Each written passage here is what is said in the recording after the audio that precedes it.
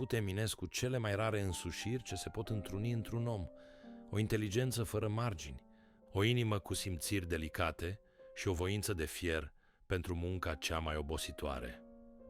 Mintea lui avea o putere de pătrundere neobișnuită și, asemenea marilor spirite ale omenirii, el nu se mulțumea cu suprafața lucrurilor, ci se cufunda în esența lor, pătrunzând până în adâncurile cele mai ascunse ale gândirii omenești.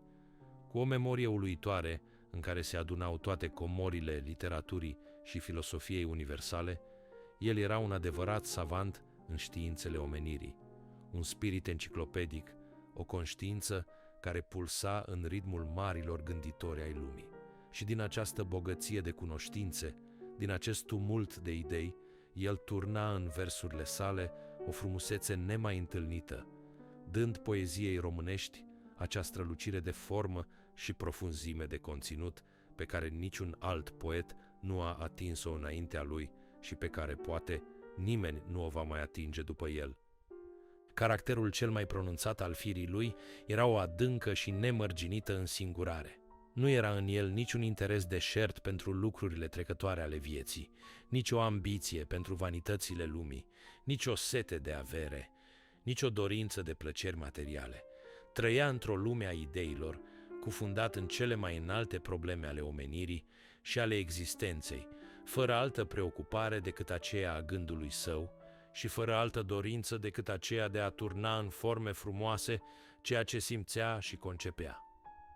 Această însingurare nu era însă niciodată rece sau nesimțitoare, dimpotrivă, ea se umplea de o melancolie profundă, de o iubire nemărginită pentru oameni și de un dor nesfârșit după un ideal niciodată atins.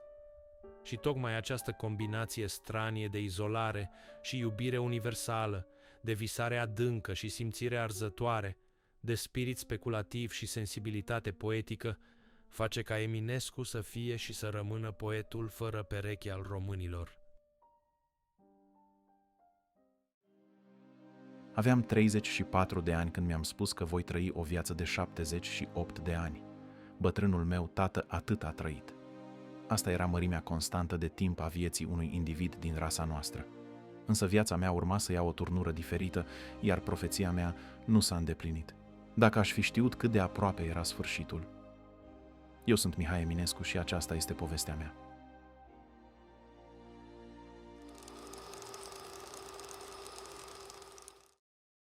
M-am născut într-o zi aspră de iarnă, când gerul mușca nemilos din crengile bătrânilor tei ce străjuiau casa părintească din Ipotești. Era 20 decembrie, anul 1849. Vântul gemea prin livadă ca o fantomă care își caută alinarea, iar tatăl meu, Gheorghe Eminovici, un bărbat aspru și pragmatic, notase în catastiful familiei cu mâna lui hotărâtă: astăzi, 20 decembrie, anul 1849, la 4 ceasuri și 15 minute evropenești, s-a născut fiul nostru Mihai. Cu toate acestea, istoria avea să rețină o altă dată pentru nașterea mea. 15 ianuarie 1850. O eroare a timpului, pe care nici eu, nici altcineva nu mai avem puterea să o îndreptăm. Casa noastră nu era nici palat, nici bordei, ci mai degrabă un refugiu modest, îmbibat cu mireasma rustică a copilăriei mele. Pridvorul larg avea 7 trepte ce urcau spre ușa mare, învăluită de parfumul dulce al teilor vara, și scârțâitul lor prelung amintea mereu de pașii celor ce plecau și, rare ori, se mai întorceau. Înăuntru, odaia din dreapta, luminată de 3 ferestre, era tărâmul secret al tatălui meu. O cameră plină de mistere, închisă întotdeauna cu cheia, unde el își făcea socotelile în registrul familiei, sub privirile solemne ale domnitorilor pictați de bătrânul neamț Antoni Zigri, cel care pictase cu finețe și chipul mamei mele, Raluca. Cealaltă odaie, simplă și curată, păstra încă zestrea ei modestă, într-o atmosferă liniștită și blândă, în contrast cu asprimea tatălui meu. Am fost al 7-lea copil al unei familii care adusese pe lume 11 suflete, dar moartea, acel oaspete invizibil, ne vizita des, luând cu ea o parte dintre frații mei înainte să cunoască lumea în toată profunzimea ei. Lumea mea însă era împărțită cu Ilie, fratele meu mai mare cu 3 ani. Eram inseparabili și împreună stăpâneam un univers alcătuit din hambare prăfuite, șoproane cu grinzi șubrede și curți pline de gâște furioase. În jocurile noastre Ilie devenea împărat, iar eu, regele miază noaptei, stăpân peste popoare indiene. Dar eram un rege neastâmpărat, iar într-o zi, când aveam vreo 6 ani, am hotărât împreună cu Ilie că gâștele vecinului nostru, Balș Dumbrăveanu, sunt armatele unui dușman feroce. Le-am capturat și le-am sacrificat pe toate. Când isprava noastră a fost descoperită, am simțit pentru prima dată pe pielea mea asprimea dreptății paterne. Viața în Ipotești era simplă și săracă, dar frumoasă în felul ei. Satele vecine, cocioabele modeste și drumurile prăfuite îmi deveniseră teren de joacă. Îmi amintesc cum mă pierdeam zile întregi prin pădurile întunecoase, ascultând poveștile bătrânului Moș Miron, care povestea despre zâne înveșmântate în aur și foc. Rătăceam zile întregi sub stejarii bătrâni, dormind sub bolțile lor, în compania misterioasă a izvoarelor ce șopteau secrete neînțelese încă de mintea unui copil. În lumea aceasta simplă, dar magică, am înțeles că timpul nu se măsoară în ore, ci în amintiri ce se adună treptat, precum praful sub coperta unei cărți uitate. Satul natal mi-a rămas amprentat în suflet și mai târziu am scris și niște versuri despre acea perioadă idilică. Fiind băiet, păduri cutreieram și mă culcam ades lângă izvor, iar brațul drept sub cap eu mi-l puneam. Să ascult cum apa sună încetișor, un freamăt lin trecea din ram în ram și un miros venea adormitor. Astfel ades eu nopți întregi am mas blând îngânat de-al valurilor glas. În acele zile am cunoscut și prima dragoste. Era o fată simplă, venită dintr-un sat vecin. Ne întâlneam în taină, pe înserate, sub salcâmii de pe deal. Ochii ei mari și adânci, părul împletit în coade, zâmbetul timid care îi lumina chipul palid, aceste imagini au rămas în mine ca niște icoane vii ale inocenței pierdute. Ne-am promis iubire veșnică, cu naivitatea și pasiunea unor copii care încă mai credeau în veșnicie. Dar destinul avea alte planuri. Ea s-a stins prea devreme, luând cu ea o parte din sufletul meu. An de-a rândul, ori de câte ori pașii mă duceau în satul natal, mă opream lângă mormântul ei, încercând să regăsesc ecoul acelei iubiri inocente și profunde. Atunci am scris versuri în amintirea ei, versuri pe care poate vi le mai amintiți. Sara pe deal buciumul sună cu jale, turmele-l urc, stelele scapără în cale. Apele plâng, clar izvorând în fântâne, sub un salcâm, dragă, mă aștepți tu pe mine.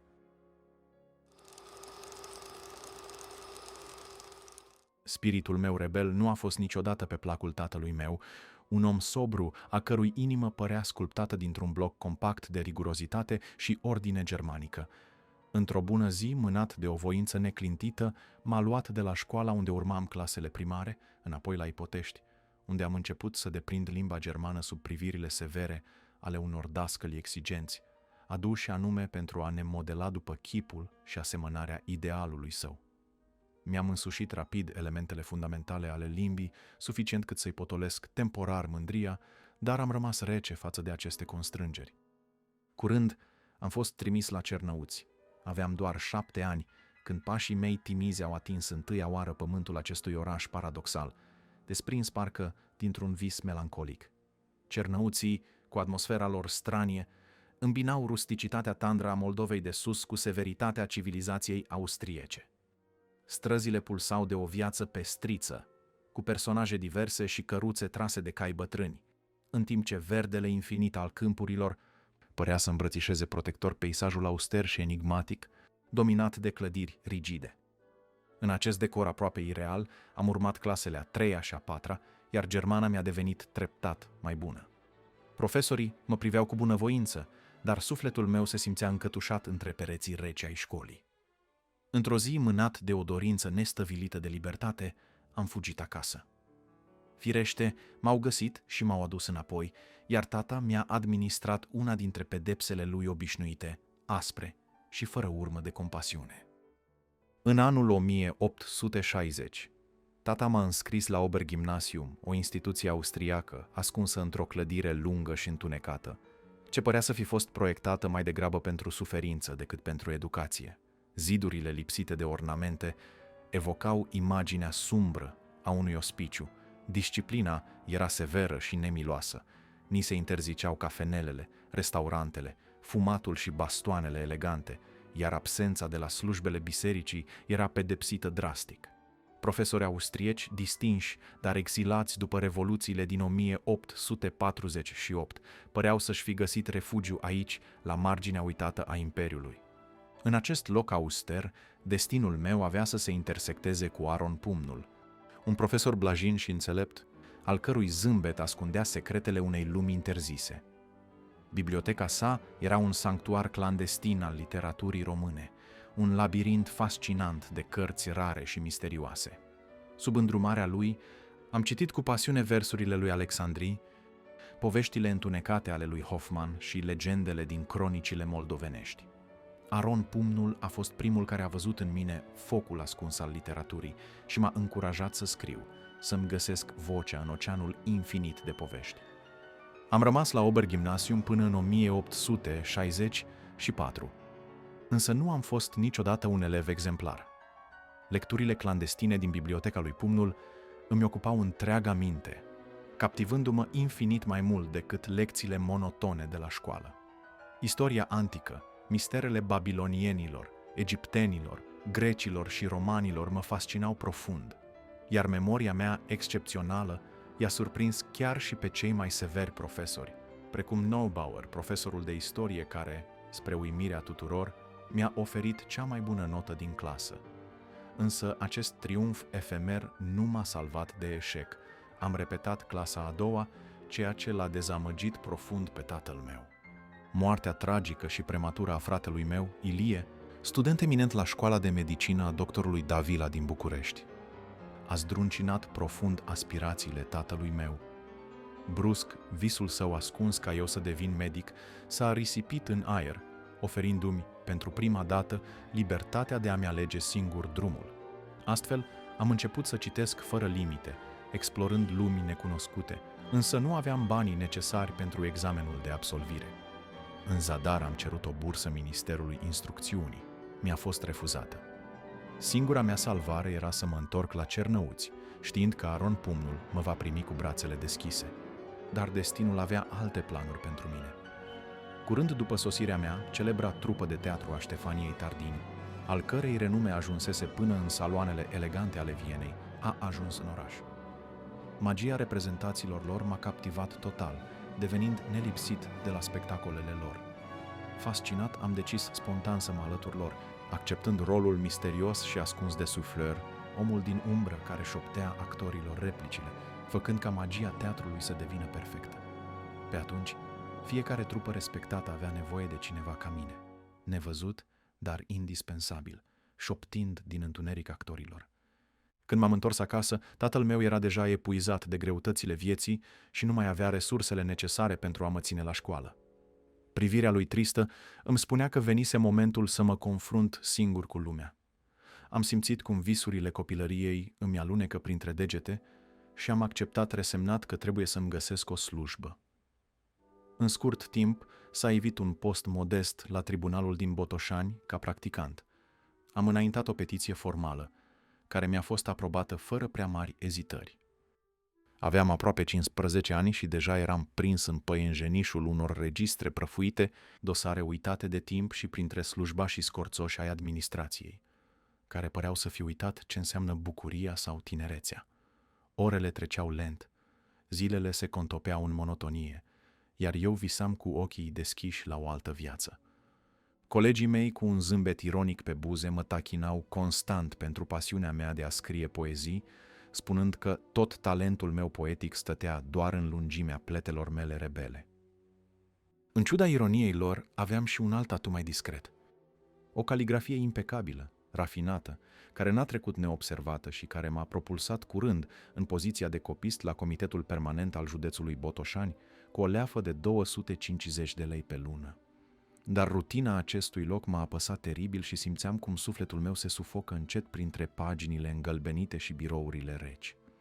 Dorința mea arzătoare era să mă întorc la trupa Tardini, al cărei farmec vibrant și aventuros mă captivase complet.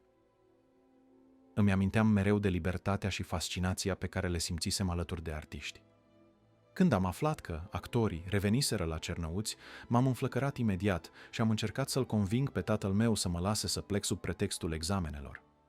Tata însă nu mai avea încredere în capacitățile mele școlare și m-a refuzat categoric. Disperarea m-a cuprins atunci, dar salvarea neașteptată a venit prin intervenția aspră și hotărâtă a fratelui meu, Șerban, care tocmai revenise de la studii. Șerban i-a reproșat cu vehemență că mă lasă să mă pierd printre registre și acte birocratice, afirmând că această decizie era o greșeală cumplită. În cele din urmă, tata s-a lăsat înduplecat, iar eu, eliberat din lanțurile biroului, mi-am dat demisia și am pornit în grabă spre Cernăuți. La Cernăuți am regăsit trupa Tardini și am hoinărit împreună prin orașe pline de povești, Brașov, Sibiu și alte locuri apropiate. Viața nomadă era o revelație pentru mine, fiecare nou oraș devenind o poartă către povești nemai auzite și întâlniri fascinante. În nopțile târzii, ascultam actorii povestind despre lumi stranii, iar visele mele prindeau contur sub lumina slabă a lămpilor de gaz. Eram fascinat de străzile întunecate, de piețele animate, de casele modeste în care ne adăposteam și unde poveștile despre oameni misterioși se întrepătrundeau cu parfumul nopților nesfârșite. Însă nu mi-a fost ușor să mă împac din nou cu tatăl meu, care aflase indignat despre plecarea mea secretă. În cele din urmă, reconcilierea a venit încet, iar eu eram decis acum să-mi dau examenele la Cernăuți. Mă întorsesem din nou sub umbrela generoasă a profesorului Aron Pumnul, care m-a primit iarăși sub acoperișul său, oferindu-mi o cameră simplă și liniștea bibliotecii sale vaste, alături de postul de bibliotecar. Dar protectorul nostru blând și înțelept era acum măcinat de boală, la capătul zilelor sale. Într-una din casele lui mari înființase în secret Biblioteca Gimnaziștilor Români, un sanctuar interzis, plin de volume prețioase în limba română. Aici, într-o atmosferă plină de mister, am citit cu sete tot ce se afla în rafturi, până când biblioteca nu mai avea secrete pentru mine. Cărțile îmi deveniseră cele mai bune prietene, șoptindu-mi secrete despre trecut, viitor și despre mine însumi. În acele nopți lungi, iluminate slab de lumina tremurândă a lumânărilor, simțeam că eram un păstrător al unui secret sacru, al unei comori literare ascunse de ochii lumii. Tragedia a lovit nemilos când Aron Pumnul s-a stins din viață în dimineața rece și mohorâtă a zilei de 20 și 4 ianuarie 1866. Jalea mea și a celorlalți elevi s-a revărsat în lacrimi amare, simțind cum lumea noastră fragilă se prăbușea fără să putem face nimic. Durerea pierderii m-a împins să scriu versuri pentru broșura comemorativă, versuri izvorâte dintr-un suflet care își pierduse mentorul și protectorul. Îmbracă-te în doliu, frumoasă Bucovină, cu cipru verde încinge antică fruntea ta, că acum din pleiada-ți auroasă și senină se stinse un luceafăr, se stinse o lumină, se stinse o dalbă stea, metalica, vibrândă a clopotelor jale. Vuiește în cadență și sună întristat, căci, geniul mare al deșteptării tale, păși se duse acum pe a nemuririi cale și în urmă ne-a lăsat. Moartea lui Aron Pumnul mi-a întărit dorința să-mi public propriile creații. Încă din toamna trecută scriam deja cu seriozitate, inspirat de liniștea bibliotecii. Astfel am descoperit publicația Familia a lui Iosif Vulcan de la Pesta și am decis să-mi încerc norocul. Vulcan, poet moralist și romantic, a apreciat scrierile mele și mi-a publicat poezia De aș avea în numărul din 9 martie 1866. La 16 ani, eram mândru să-mi văd numele în Familia. Singura obiecție a lui Vulcan a fost numele meu. Eminovici? Numele ăsta nu sună bine, mi-a spus cu autoritate. Hai să-l facem mai românesc. De azi înainte vei fi Mihai Eminescu. Am acceptat fără ezitare. Astfel, copilăria mea se stingea încet, făcând loc poetului care începea să se contureze în mine, pregătindu-se pentru aventura unei vieți întregi pline de lumini și umbre.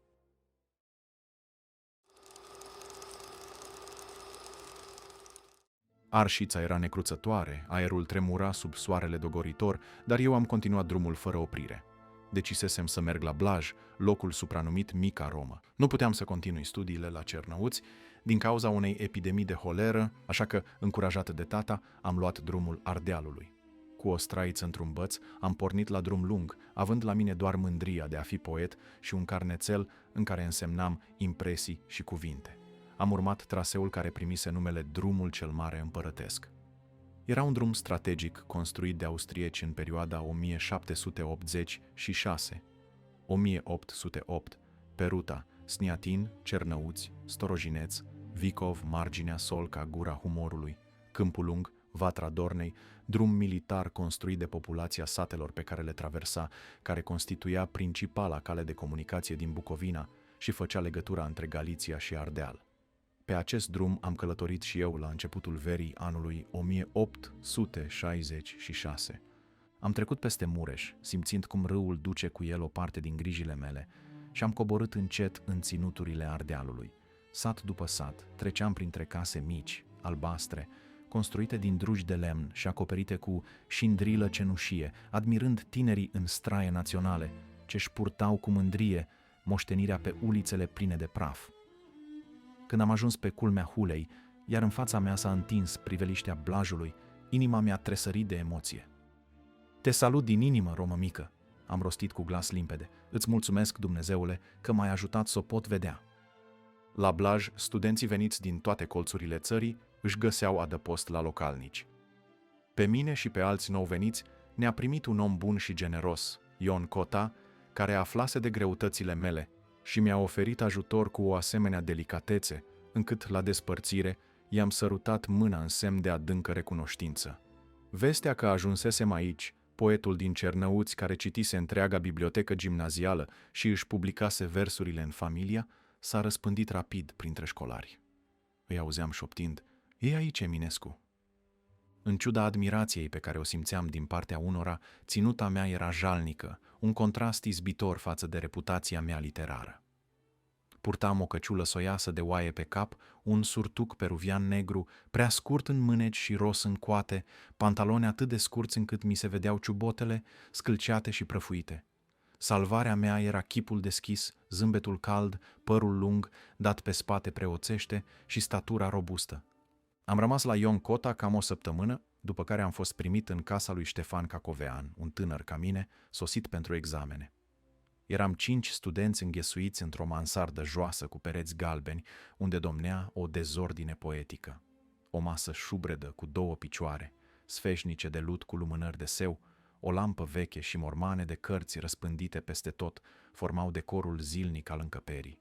Pe paturi aveam saltele umplute cu paie, cergi aspre de lână, iar pe jos o rogojină uzată, locul unde colegii mei jucau cărți și fumau tutun, umplând încăperea cu fum dens și râsete zgomotoase.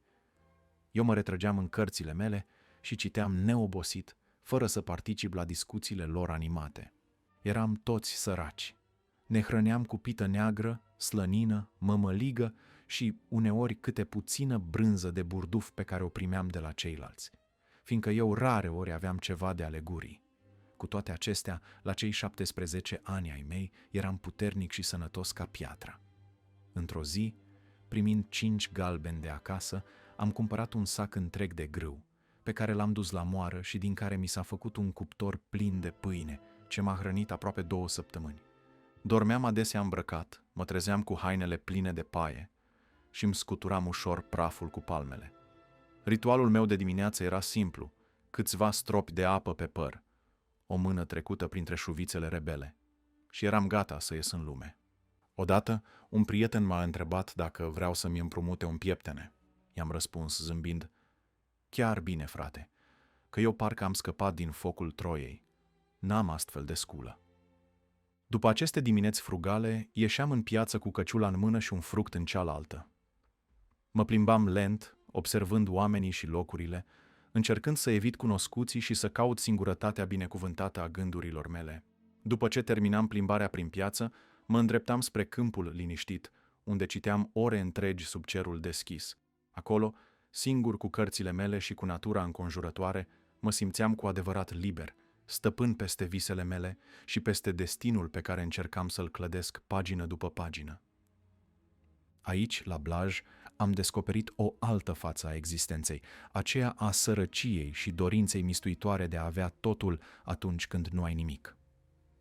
Poezia și literatura erau singurele mele refugii, un sanctuar ascuns în mijlocul unei vieți aspre și lipsite de milă.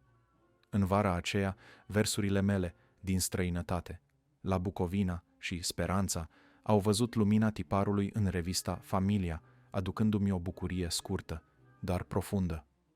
Însă vara nu a fost doar prilej de fericire. Curând, Ștefan Cacovean și-a dat bacalaureatul și a trebuit să plece, iar eu am rămas fără adăpost. Norocul mi-a surâs temporar când am primit o odăiță la seminarul teologic, o încăpere modestă pe care o împărțeam cu alți 3 colegi. Greutățile au început să se înmulțească rapid. Lipsit de orice sprijin financiar de acasă, abia mai reușeam să găsesc ceva de mâncare. Doar credențierul seminarului îmi mai oferea resturile de la masa teologilor.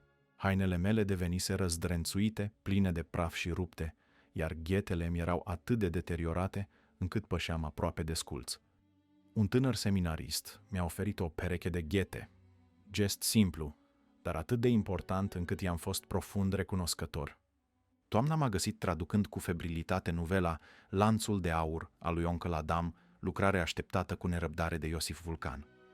Cu toate acestea, oricât aș fi dorit să învăț și să-mi dau examenele, foamea și mizeria mi-au înfrânt voința. În octombrie am decis că nu mai pot continua așa și am plecat din Blaj. Ironia sorții a făcut ca tatăl meu să-mi trimită bani exact când eu deja plecasem. Am ajuns pe jos și cu câte o căruță la Sibiu, unde am întâlnit câțiva vechi cunoscuți din perioada în care hoinărisem cu trupa Tardini.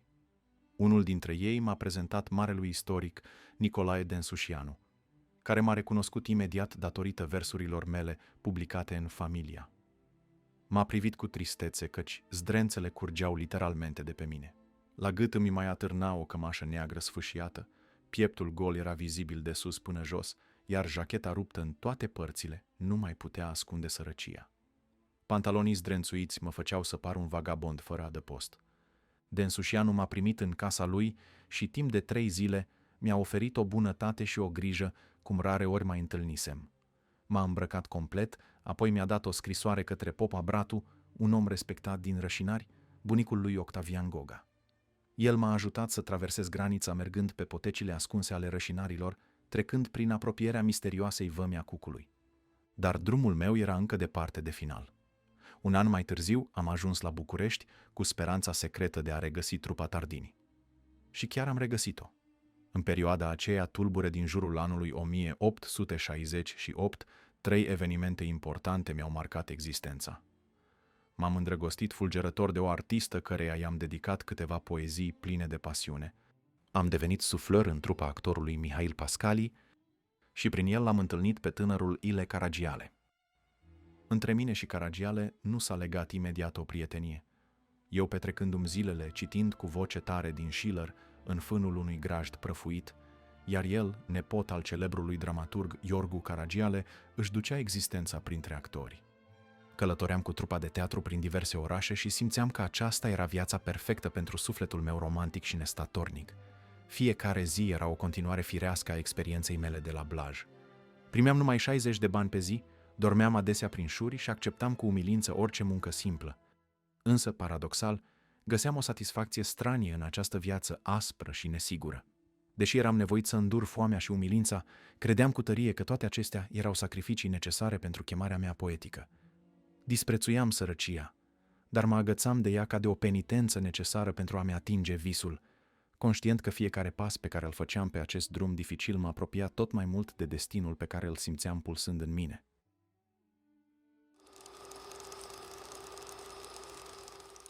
În toamna aceea, destinul îmi deschisese o nouă cale prin recomandarea neașteptată a lui Pascali, faimosul actor, care mă prezentase drept un străin, român din Moldova, foarte cult, foarte studios, cu cunoștințe minunate de literatura germană și română, sărac și pe drumuri. Cu aceste cuvinte, ce păreau să-mi fie înscrise pe frunte ca o pecete misterioasă, am fost primit ca suflăr la Teatrul Național. Contractul a venit ca o rază de lumină într-un orizont sumbru. Am acceptat fără ezitare, cu o bucurie discretă care îmi lumina chipul încă palid de foame și peregrinări.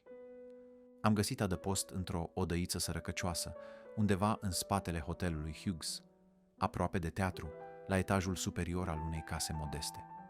Încăperea mea era mică, măsurând aproximativ 4 pași în lățime și 5 în lungime. Avea o singură fereastră mică ce privea către umerii încovoiați ai orașului, față în față cu o ușă veșnic închisă. În odaie, mobilierul era la fel de auster ca și existența mea. O masă scundă din lemn de brad nevopsit și un scaun simplu. Canapeaua mică, acoperită cu o stofă aspră și uzată, îmi era pat și adormeam mereu cu picioarele întinse spre un cuptor de lut. Nu aveam așternuturi și rareori mă preocupa confortul trupesc. Podeaua era mereu plină de bucățele de hârtie, unele scrise, altele goale, pregătite pentru gândurile și versurile care mă vizitau în nopțile târzii. Prin colțuri, pânze de păianjen își țeseau liniștite capcanele argintii. Pentru mine, acele urme fine de neglijență deveniseră parte din farmecul încăperii. Aveam puține obiecte. O mică mașină de tinichea de făcut cafea turcească, niște zahăr, pudră și caiete. Până și ghetele prăfuite, uzate de atâtea drumuri străbătute, păreau să ascundă un sens mai profund al ființei mele. Aveam o stranie satisfacție de a trăi în această sărăcie pe care idealiștii germani, pe care îi citeam cu aviditate, o numeau mizerie metafizică.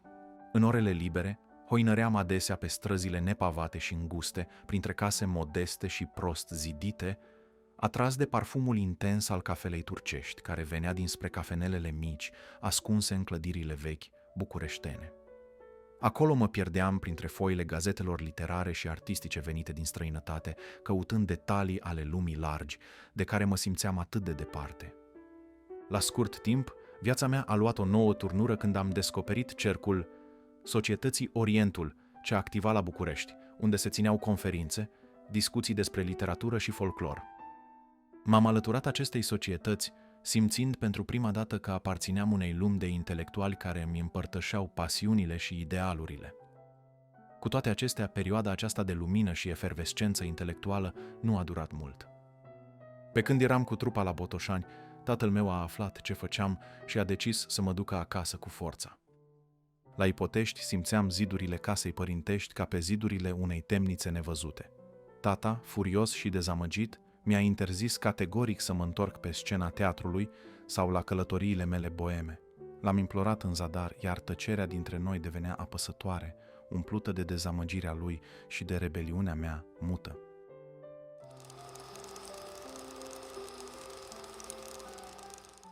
Am ajuns la Viena într-o zi cenușie de toamnă a anului 1869. Tramvaiele trase de cai alunecau pe străzile ude, printre trăsuri elegante și siluetele clădirilor impunătoare, ale căror fațade minuțios sculptate păreau desprinse dintr-o altă epocă, o altă lume. Simțeam pulsul vibrant al orașului în jurul meu, un oraș al rafinamentului și opulenței, dar eu eram doar un tânăr pierdut, venit din îndepărtata Moldovă, cu o sete nestăvilită de cunoaștere și doar câțiva bănuți în buzunar. Viena și-a deschis porțile în fața ochilor mei cu splendoarea sa inegalabilă. Palatul Hofburg cu balcoanele sale aurite, cafenelele elegante, unde burghezia vieneză sorbea lent cafeaua neagră și parfumată, piețele pline de viață și, mai presus de toate, bibliotecile uriașe care păreau să adăpostească toate tainele lumii. Venisem la Viena la îndemnul tatălui meu, care își dorea să studiez filozofia, temându-se că altfel mă voi pierde în lumea teatrală pe care el o privea cu atâta neîncredere.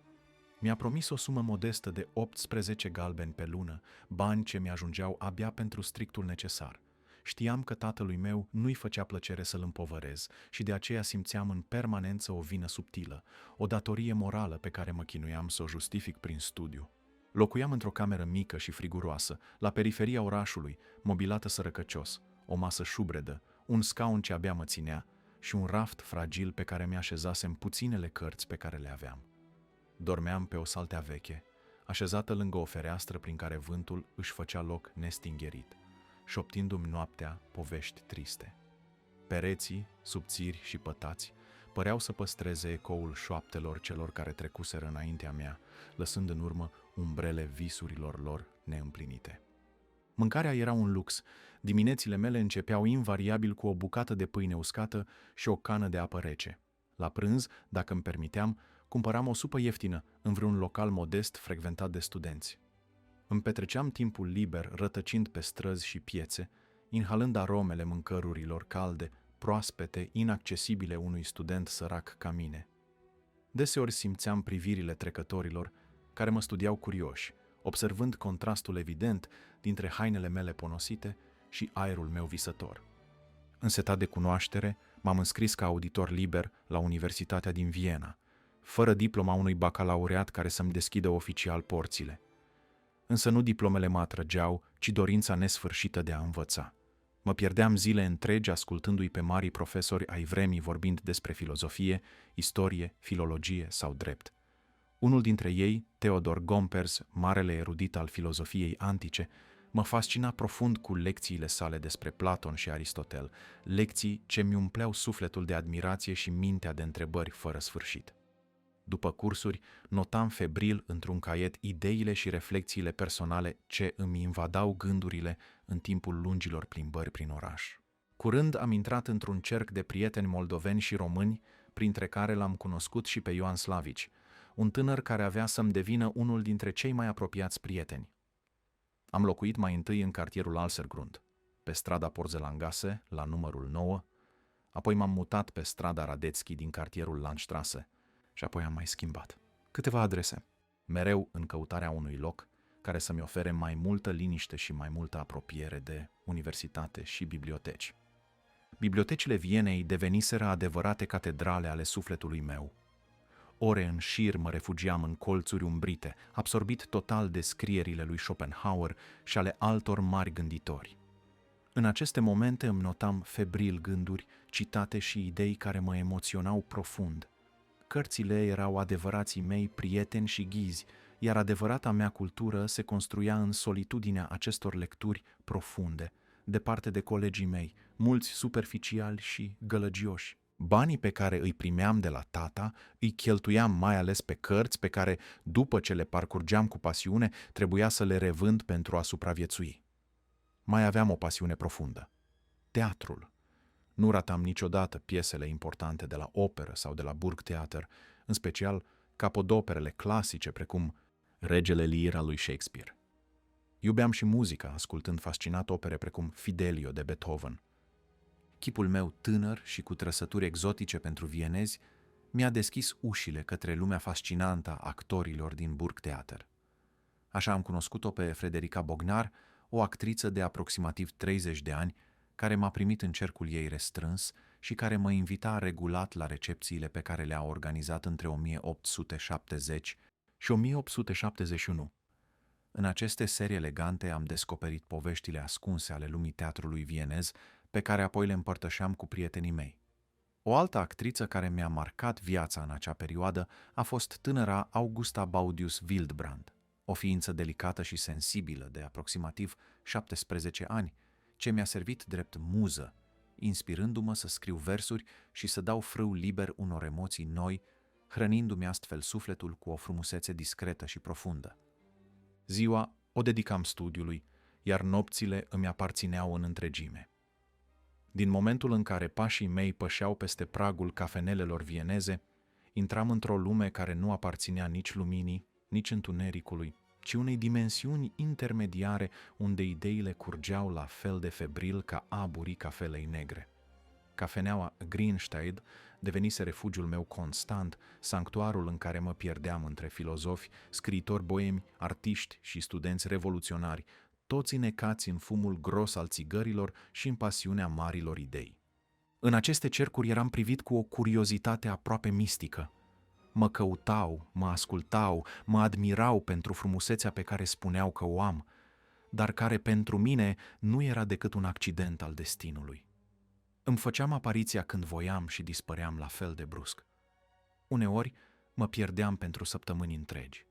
Erau perioadele în care primeam bani de acasă, îmi cumpăram cărți noi și mă afundam în lectură. Îmi cumpăram cafea, spirit denaturat și mă închideam în odaia mea, lăsând lumea exterioară să se desfășoare fără mine. Purtam mereu același halat uzat, papuși de casă și un fes lung tras peste frunte.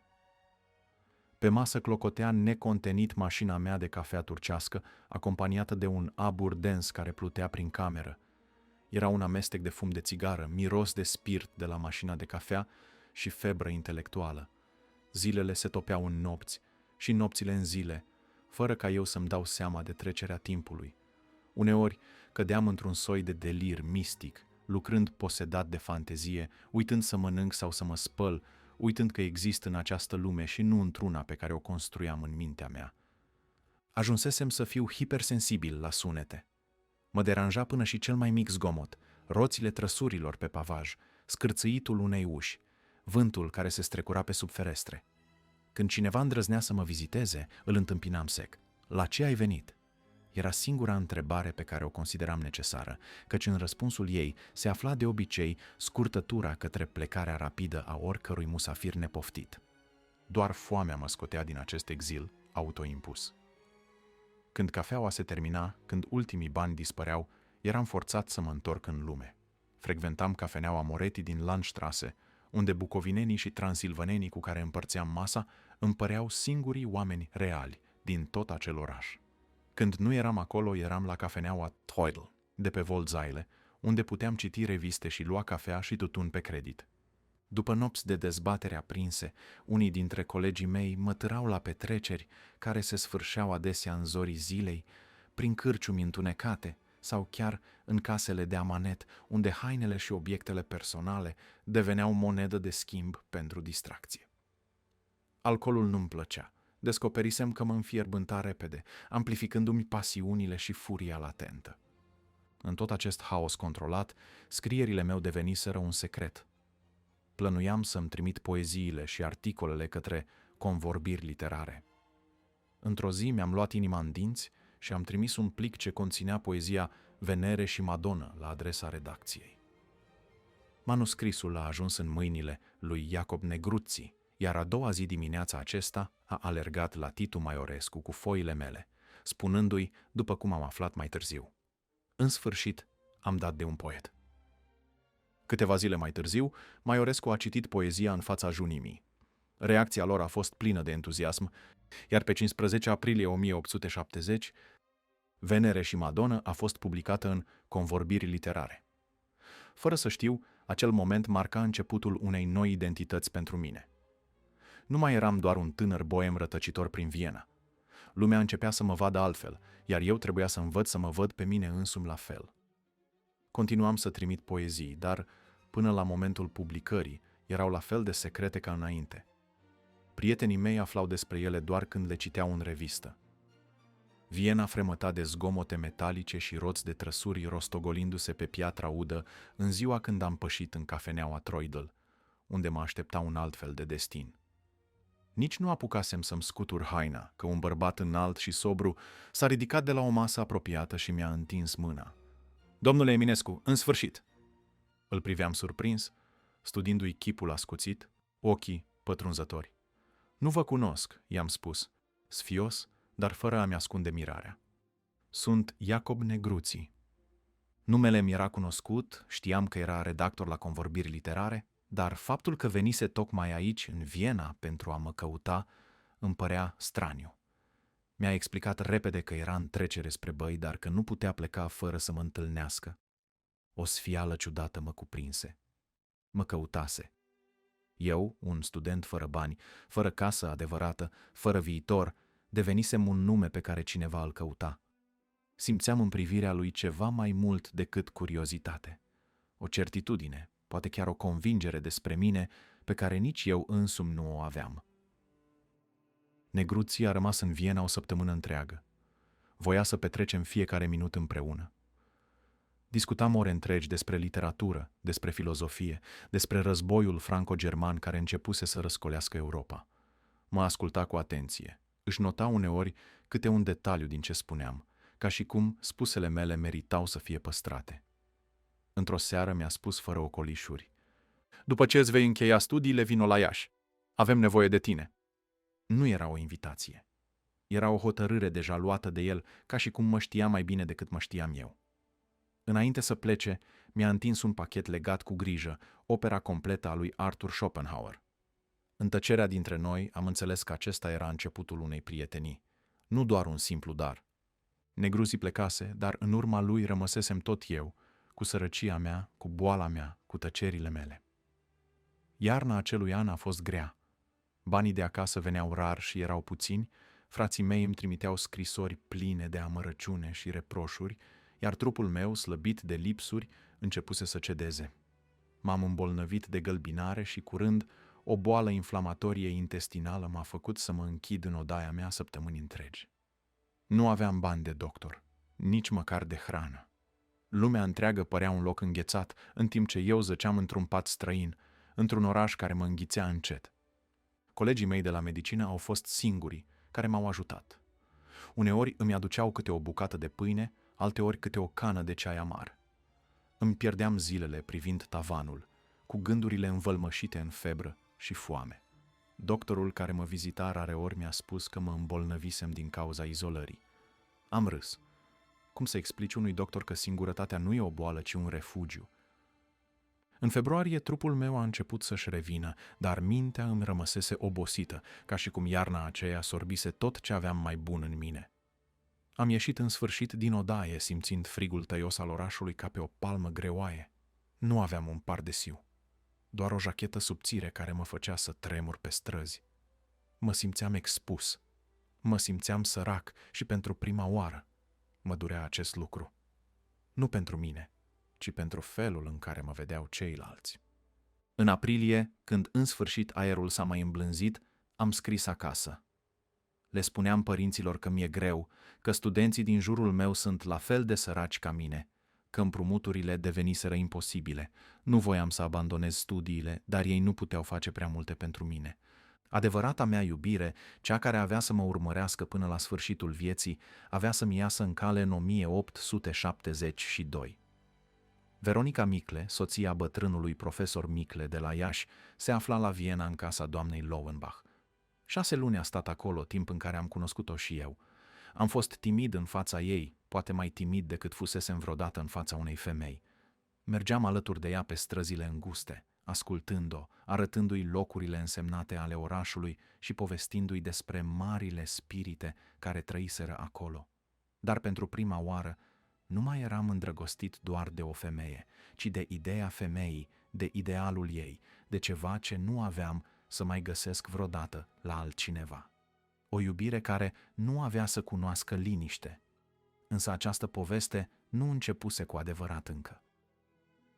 În pragul verii anului 1872 am știut că timpul meu în Viena se apropia de sfârșit. Nu eram alungat de dorul de casă, ci de lipsurile care îmi deveniseră o povară tot mai greu de purtat. Mi-am strâns puținele lucruri, le-am pus într-o desagă ponosită și am aruncat o ultimă privire asupra orașului care mă hrănise și mă mistuise în același timp. Am plecat fără regret, dar cu o promisiune mută făcută mie însumi, că tot ce luasem din Viena, nopțile ei reci, bibliotecile sale, dezbaterile din cafenele, avea să rămână cu mine pentru totdeauna.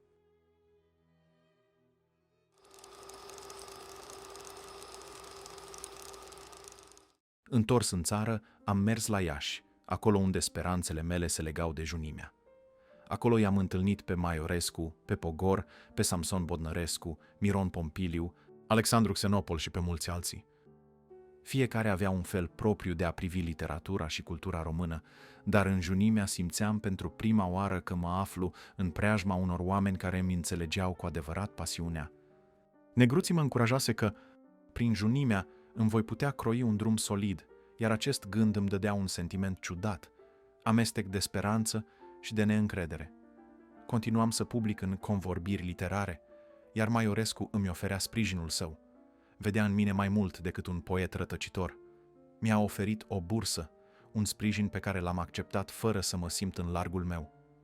Mă îndemna să-mi continui studiile la Berlin. De data aceasta nu mai era doar un sfat, era o direcție clară, o decizie care părea luată nu doar de mine, ci și de oamenii care mă priveau ca pe o investiție în cultura românească. Am ajuns la Berlin în toamna anului 1872, cu puține lucruri, dar cu o minte plină de întrebări. Eram încă sub influența atmosferei vieneze, unde simțisem pentru prima dată fiorul adevăratei culturi europene. Dar Berlinul era o altă lume. Cu ceva vreme înainte în țară îmi rezolvasem chestiunea examenelor la Botoșani, astfel că acum puteam să mă înscriu la facultate și să îmi dau doctoratul. Totuși, mă întrebam dacă acest oraș avea să-mi ofere ceva din ceea ce căutam cu adevărat. Berlinul era disciplină, precizie, putere. Nu avea nimic din farmecul aristocratic al Vienei.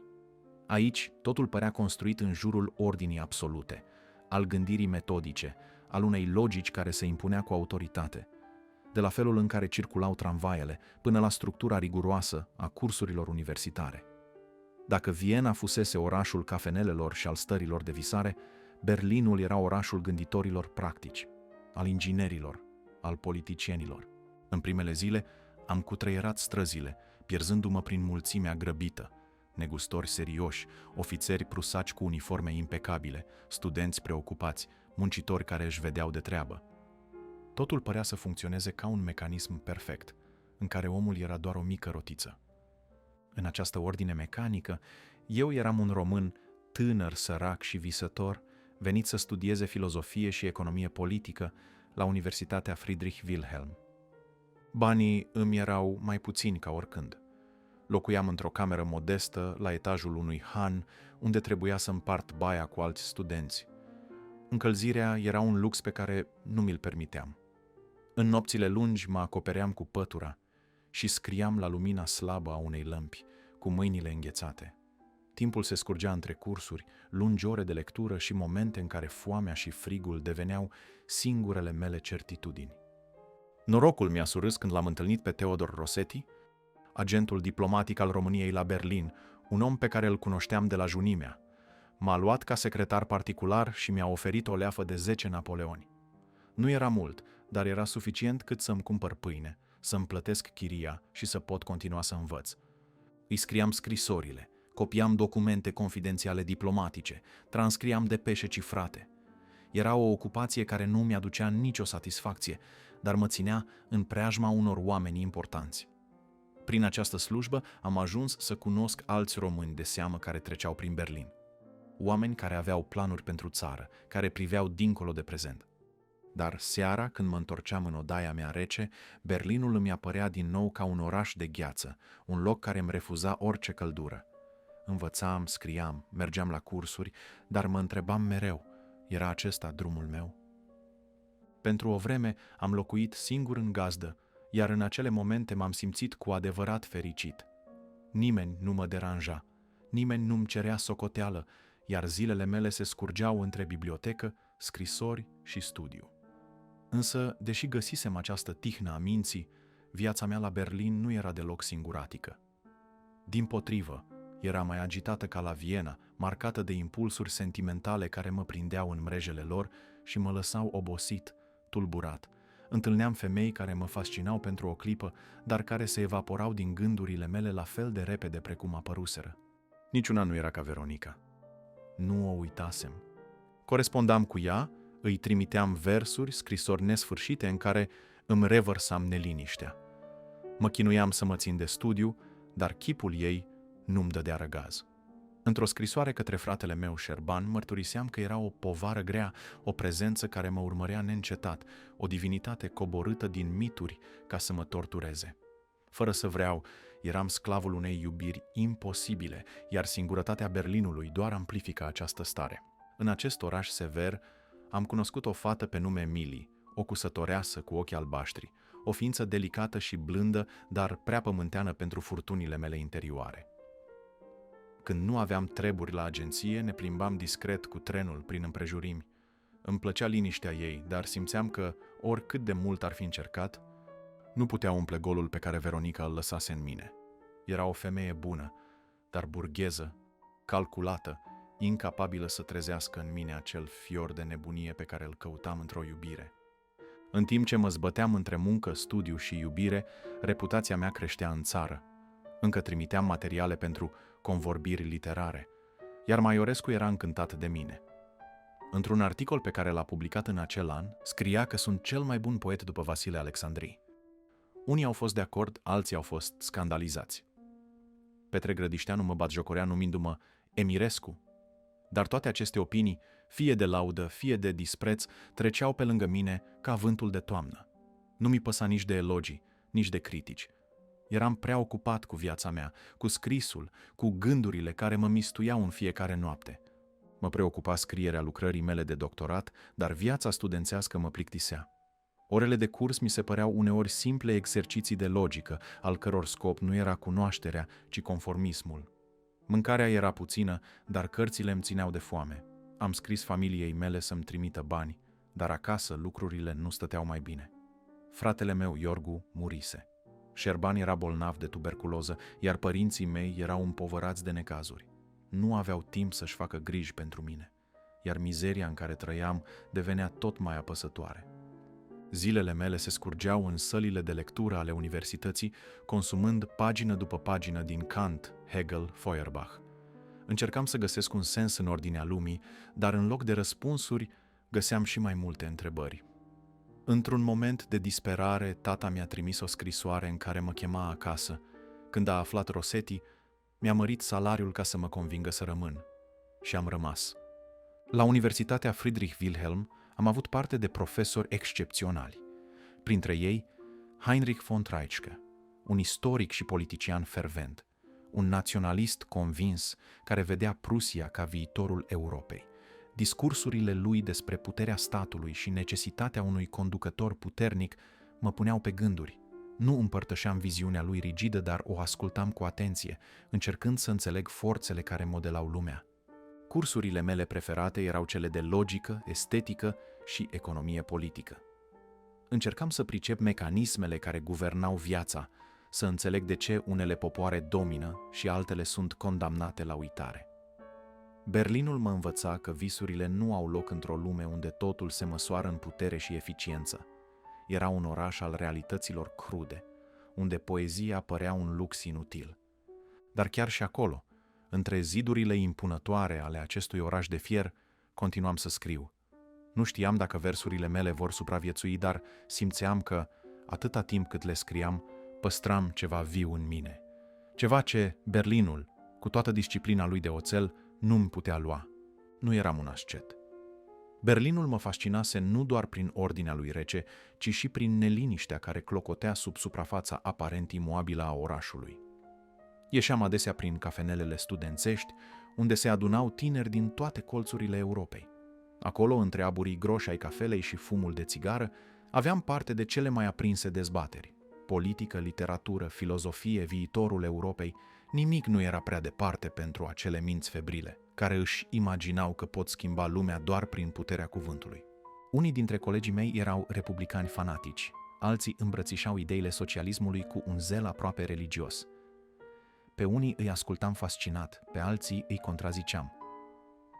Dar cel mai mult îmi plăcea să stau deoparte, să observ, să învăț. Berlinul era un laborator al ideilor, iar eu eram un chimist în mijlocul experimentelor. Îmi vedeam liniștit de studiile mele când am primit o scrisoare de la Titu Maiorescu. Avea să ocupe o funcție importantă în Ministerul de Instrucție și îmi propunea să mă întorc la Iași să preiau catedra de filozofie de la universitate, imediat după ce îmi susțineam doctoratul. Cuvintele lui erau măsurate, dar aveau în ele o hotărâre clară, ca și cum viitorul meu era deja trasat, iar tot ce trebuia să fac era să accept. I-am răspuns cu modestie, mulțumindu-i pentru onoarea pe care mi-o făcea, dar spunându-i că nu mă simțeam pregătit. Cum aș fi putut să intru într-o astfel de poziție, când eu însumi încă mă zbăteam în căutarea adevărului? Dar Maiorescu a insistat. Dacă nu eram gata pentru o catedră, puteam măcar să accept o poziție de suplinitor. Și de această dată am simțit ezitarea punând stăpânire pe mine. Îmi era limpede că drumul acesta, odată început, avea să mă lege de un destin pe care nu eram sigur că îl voiam. Mi se deschidea în față o carieră, o viață ordonată, dar nu eram sigur că era viața mea. În 1874 am părăsit Berlinul așa cum venisem, pe furiș, fără mari rămas bunuri, fără aplauze. Luasem din acest oraș tot ce puteam lua, dar plecam cu un gust amar. Nu îmi dădusem doctoratul, iar această umbră mă urmărea, mă irita profund. Îmi dovedisem că diplomele erau doar hârtii fără valoare dacă nu aveai cunoaștere adevărată, dar tot mă săcăia gândul că nu îmi încheiasem socotelile. Am decis să mă arunc în valurile vieții practice. Era un gest de sfidare, o încercare de a demonstra că lumea reală nu se trăia în biblioteci, ci pe câmpul de luptă al vieții. Dar, dacă sunt sincer, știu că nu doar această dorință mă chema înapoi. Mai era ceva. Mai era ea, Veronica Micle. Mă aștepta în Iași. Sau poate că nu. Poate că doar eu mi imaginam că mă așteaptă. Dar, fie că era o iluzie sau nu, știam că trebuia să mă întorc. Nu mă întorceam ca un student triumfător, ci ca un om care înțelesese în sfârșit că puterea nu venea din titluri, ci din cunoaștere și din voință. Voiam să aflu dacă voința mea era suficientă.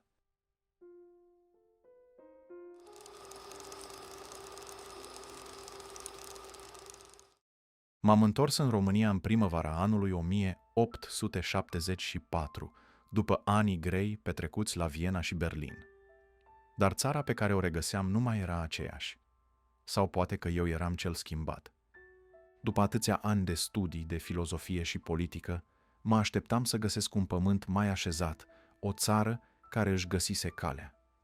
Dar Bucureștiul și Iașul nu erau nici Viena, nici Berlinul. Corupția, nepotismul și servilismul față de puterile străine erau peste tot. România avea legi, dar puțin le respectau.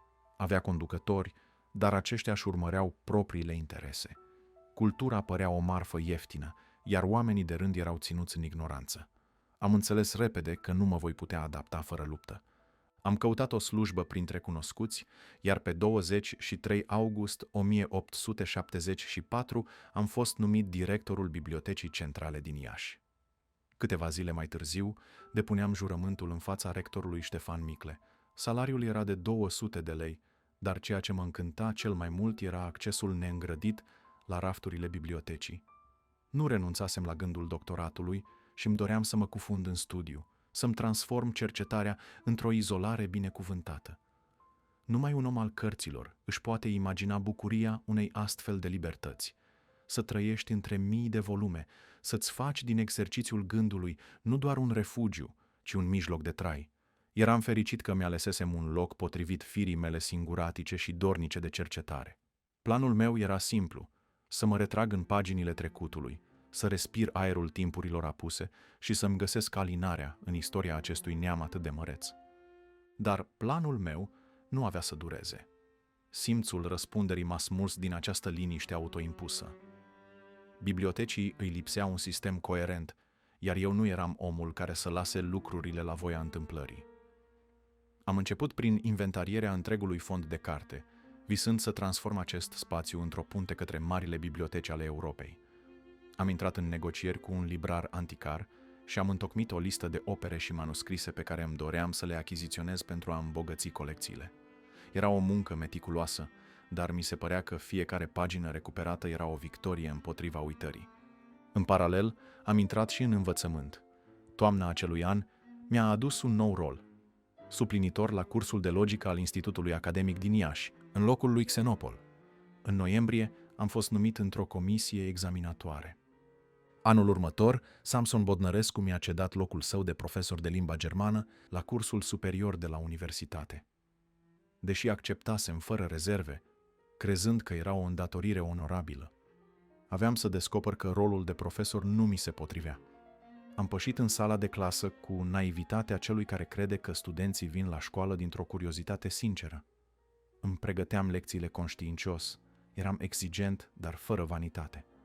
Îmi imaginam că ordinea, disciplina și rigoarea erau cheia învățării. Aveam un catalog propriu în care urmăream mișcarea cursurilor în dublă contabilitate. Notam cu precizie ce lecție urma să predau și cui îi venea rândul să fie examinat. Împărțisem studenții în serii, după aptitudini, fiecare primind un program adaptat. Crezusem că această metodă va da roade, dar curând am simțit că mă îndrept spre un zid nevăzut. Îi examinam des și le arătam fără menajamente unde greșeau. Îi notam după o scară bine cumpănită, slab, mijlociu, bine, dar fără indulgențe. Elevii, în special cei din familii bogate, au început să murmure. Spuneau că sunt nervos, că dau note proaste, că pedepsesc prea aspru. Nu înțelegeau că învățătura fără disciplină e ca o catedrală ridicată pe nisip. Eu nu voiam doar să le predau limba germană. Voiam să învăț rigoarea, ordinea, respectul față de cunoaștere. Dar pentru ei, eu eram doar un profesor pedant, rigid, prea sever pentru gustul lor. Curând am început să simt ostilitatea lor, ca un murmur surd care creștea cu fiecare săptămână. Și deși nu eram omul care să cedeze ușor, știam că lupta aceasta nu era a mea, că menirea mea nu era aceea de a încerca să educ un public care nu își dorea să fie educat, că locul meu nu era într-o sală de clasă unde efortul meu se lovea de pereți surzi. Începusem să înțeleg că aveam să-mi găsesc rostul în altă parte, undeva unde cărțile, ideile și visurile mele nu vor fi privite ca un moft, ci ca o chemare inevitabilă.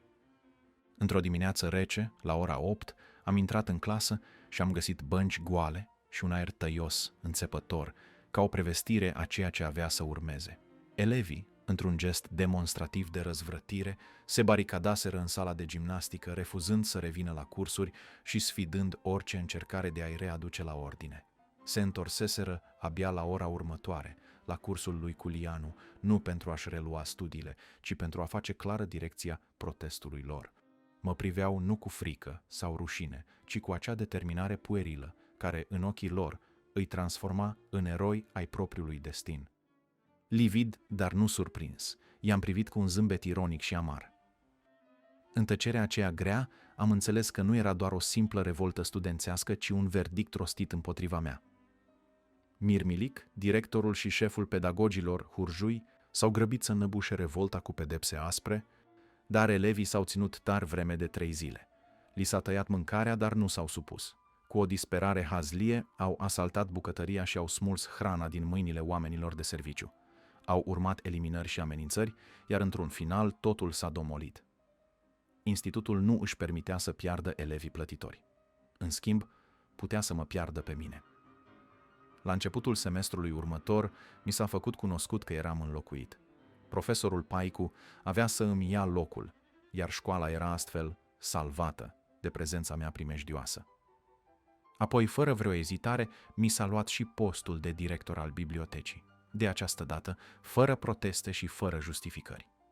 Funcția i-a revenit lui Dimitrie Petrino, un poet din nobilimea bucovineană, dar și un om decăzut, dezechilibrat, prins în mrejele alcoolului și desfrâului. Nimeni nu a putut sau nu a vrut să mă ajute. Nici măcar Maiorescu nu a putut să intervină, pentru că și poziția lui fusese compromisă. Ca o compensație, la 1 iulie 1875, Maiorescu m-a numit revizor școlar pe județele Iași și Vaslui. Priveam această nouă poziție cu o curiozitate resemnată.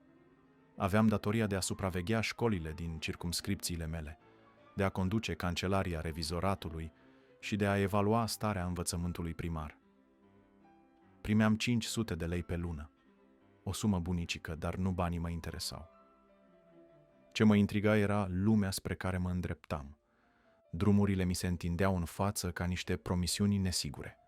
Am pornit către Vaslui, unde realitatea m-a izbit mai tare decât m-aș fi așteptat. Nimic din ce am găsit nu era satisfăcător.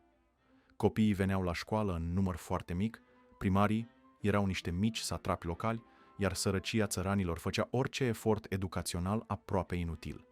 Părinții se zbăteau între datorii și munca istovitoare a câmpului, iar școala părea un lux pe care nu și-l puteau permite.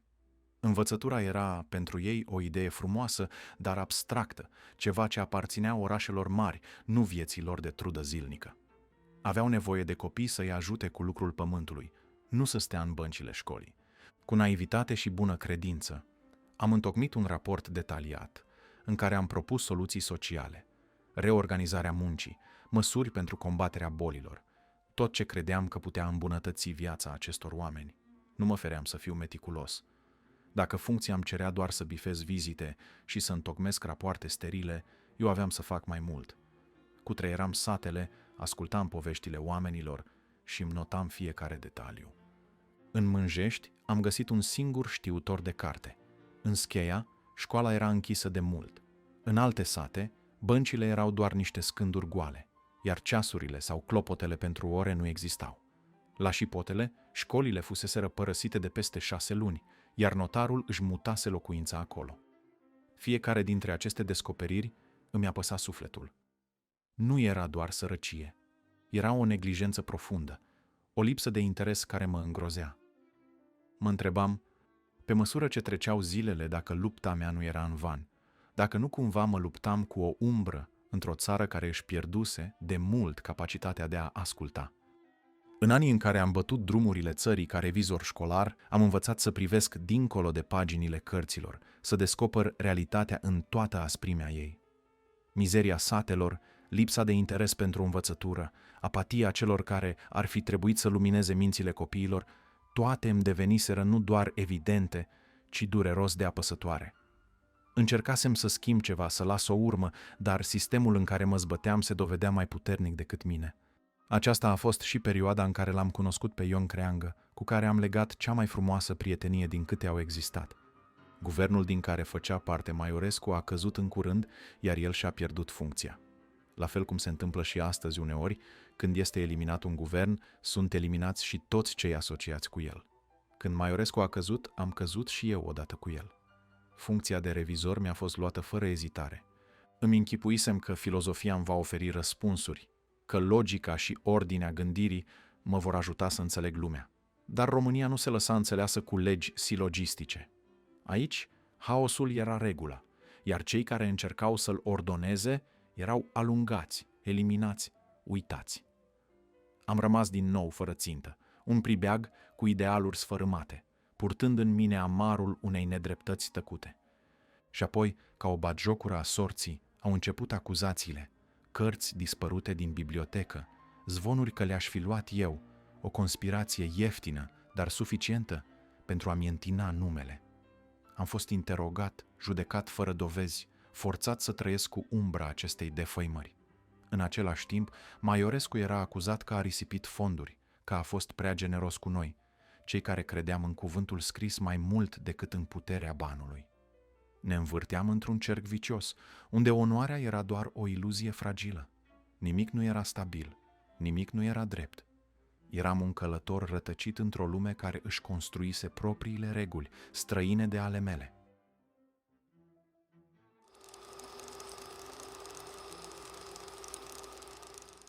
Fără slujbă, fără sprijin, am început să caut un loc unde să-mi plec capul. Salvarea a venit de la un om la care nu mă așteptam, Ion Creangă. Un om simplu, dar nobil în felul său, un om în care inteligența se împletea cu umorul neîngrădit. Ne întâlniserăm întâmplător pe ulițele Iașiului, privindu-ne fugitiv, fără prea multe cuvinte. La vremea aceea era doar un învățător jovial, cu un fel de a vorbi care stârnea zâmbete și admirație. Vara aceea ne-a apropiat mai mult. Organizam prelegeri pentru învățători, iar el a venit din curiozitate. De acolo a fost de ajuns un singur drum la crâșma Bolta Rece, ca să legăm o prietenie care avea să reziste tuturor furtunilor. Eu filosofam despre sistemele politice, el îmi răspundea cu zicători și anecdote. Vorbea în pilde, în povestiri care se construiau singure, într-o limbă care avea forța unui râu ce curgea necontenit. Mă copleșea cu umorul său și mă scotea din propriile mele labirinturi de gânduri. În ochii mei, el nu era doar un povestitor. Era geniul viu al poporului român. Și mai mult decât atât, era dovada că un om poate rămâne liber chiar și în fața celor mai cumplite restricții impuse de societate. L-am îndemnat să scrie. Măi, tată, scrie tot ce ai spus, să audă și alții, că e minunat de bine. Îi spuneam din nou și din nou. Ca să-l conving cu adevărat, l-am dus la Junimea. Am intrat împreună, amândoi veseli, amețiți de băutură, iar cei din jur ne-au privit curioși. Negruții l-a recunoscut pe loc. Creangă fusese diacon și singurul care nu-i oferise votul, trimițându-l să bată la alte uși pentru a deveni senator. Maiorescu îl cunoștea din alt context, căci îi fusese profesor. Dar acolo, în cercul Junimii, Creangă avea să-și descopere un alt destin. L-am convins să-și aștearnă poveștile pe hârtie. A început cu Soacra cu 3 nurori și când a citit-o în fața celor de la Junimea, reacția a fost pe măsură. Slavici și Miron Pompiliu i-au recunoscut talentul imediat, dar boierii Carp și Pogor au ridicat din umeri, incapabili să vadă frumusețea limbajului său. Nu conta. Soacra cu 3 nurori a fost publicată în Convorbiri literare pe 1 octombrie 1875. Apoi a venit capra cu 3 iezi, iar impactul a fost și mai mare. În fiecare cuvânt scris, Creangă își lăsa sufletul, iar cu fiecare rând, literatura română câștiga o voce nemuritoare. În curând, Creangă era cunoscut ca admirabil scriitor poporal, o etichetă pe care avea să o poarte întreaga viață. Dar pentru mine, el era mult mai mult. Era dovada vie că uneori, adevărata valoare nu are nevoie de recunoaștere oficială. Că geniul poate sta ascuns în umbra unui om simplu, cu vorba dulce și mintea ascuțită, și că uneori cele mai puternice povești sunt cele spuse de oameni care nu au nevoie de titluri pentru a fi nemuritori. Într-o lume în care meritele se pierdeau printre acte și favoruri, Creangă reușea să existe prin forța cuvântului. Și poate că asta era singura victorie care conta cu adevărat.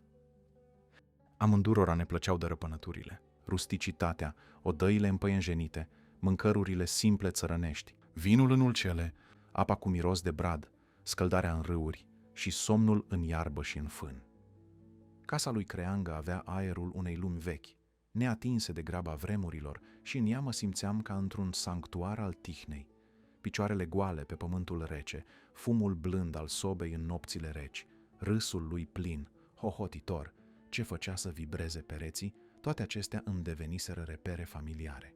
Ionică își purta cămeșoiul țărănesc cu mândrie și obișnuia să stea pe prispă, tolănit pe o saltea veche, scrutând orizontul ca și cum ar fi așteptat să vadă cum se schimbă vremurile. Îi povesteam despre Ieronim și despre filozofiile care mă bântuiau, iar el îmi vorbea despre satul lui din Bistrița, despre copilăria lui și despre oameni cu haz pe care doar el îi putea descrie cu atâta iscusință.